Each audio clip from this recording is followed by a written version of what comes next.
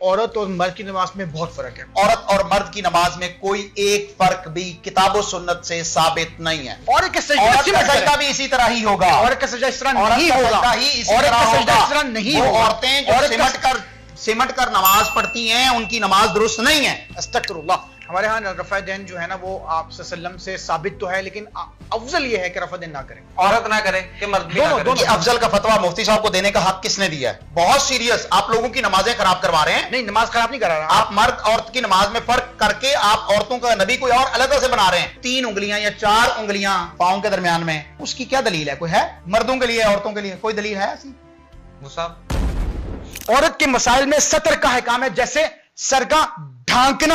اور علامہ صاحب اگر نماز پڑھائے، میں نماز پڑھوں ٹوپی نہیں ہے تو بغیر ٹوپی کی نماز ہو جاتی ہے. اس کی دلیل آپ عمرے میں جاتے ہیں کہ عورتوں کے سر ڈھکے ہوتے ہیں، مردوں کے جو ہے وہ احرام کی حالت میں سر ننگے ہوتے ہیں. اس کے بعد جو ہے وہ 16 فرق جو ہے وہ یہ ہے کہ عورت کے ٹخنے مکمل ڈھکے ہوں گے، ٹخنا، اور مرد کے ٹخنے کو ننگے کرنے کا حکم ہے. فرق ہے کہ نہیں ہے؟ اور 17واں اور آخری فرق، حضرت میرے نبی نے فرمایا صلی اللہ علیہ وسلم نے، مرد جو ایک نماز پڑھتا ہے مسجد میں جماعت کے ساتھ وہ 25 گنا فضیلت رکھتا ہے.